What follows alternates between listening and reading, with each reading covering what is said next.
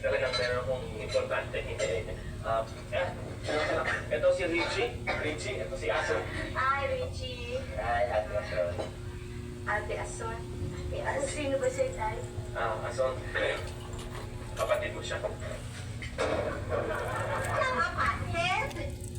Oh, no! Impossible! Inseparable! Impossible!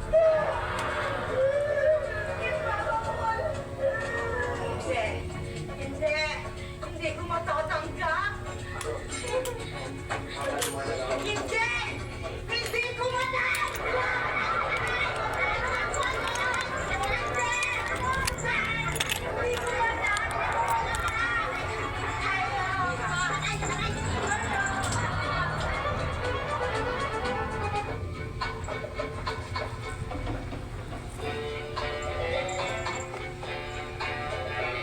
Malaki rin pala itong lupang mamanahin ko.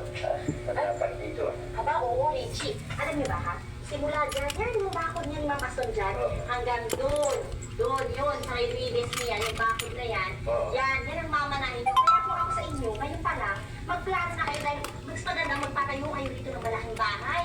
Yung mas maganda dyan sa bahay na yan, tapos mo kayo ng maraming katulong. Ako gawin yung mayordoma. Doble yung pwede ko. Dapat ako na gawin yung para sa inyo.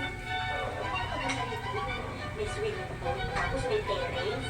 Mas maganda dyan. Doon na gawin niyo ako kung yung mayordoma. Roxanne! Ma, andyan na! Andyan na ako! Masyadong loyal yun na.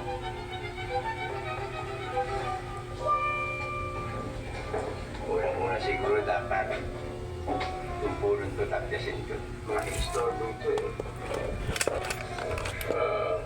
Pero ngayon puno, papatira ko ng mataas. Papaligiran ko ng mataas na pader. Lalagyan ko ng pabuhaya. Kung paligid ko itaas. Kaya kung ang isang militar may makasampay. Lagyan ko ng kuryente. Para makuryente. Huwag na makuryente.